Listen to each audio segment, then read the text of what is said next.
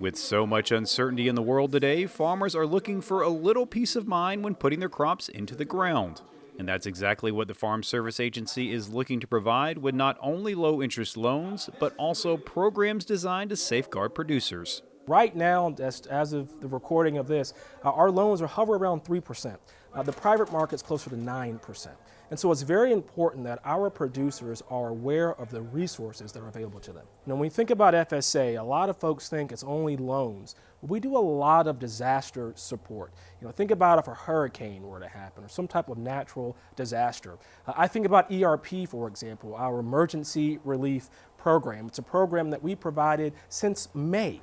Over $140 million to the state of Georgia, to our producers. And that's just one of the many opportunities farmers are encouraged to explore with the FSA, no matter how big or small their operation. It's for everybody. If you're a dairy producer or a row crop producer, livestock, any type of producer in the state, even if you were on 1/100th of an acre, I bet we have something for you. It's really important that our producers, both current and future, reach out to their local FSA office to figure out how can we help. I like to say, think about it in terms of a tools and a tool belt. Know what tools are available to you at any given time.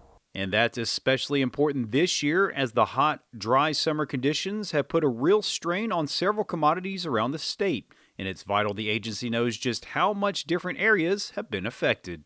Yeah, I think the number one thing, given how dry we experienced some weather patterns in summer, I encourage every producer to report your drought status. If you're unaware how to do that, call your local office or go to farmers.gov or Google report drought status USDA. It's very important that all of our producers are self-reporting so that we can get the very best information as we determine who is in a dry status versus who is in a drought status. That will also put your information into the database, which will help keep you up to date on the latest programs that could benefit your bottom line.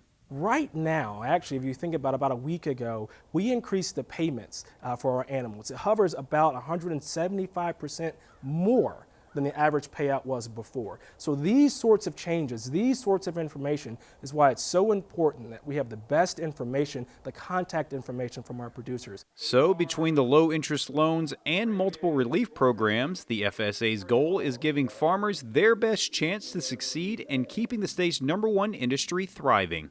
We have over 60 offices in the state of Georgia, over 300 employees. And at the end of the day, our employees are focused on how can we support the producer. In a lot of ways, we feel like the relationship between our producers and the Farm Service Agency, their local office, they're inextricably linked. One success is contingent upon the other. Reporting from Banks County, I'm Damon Jones for the Farm Monitor.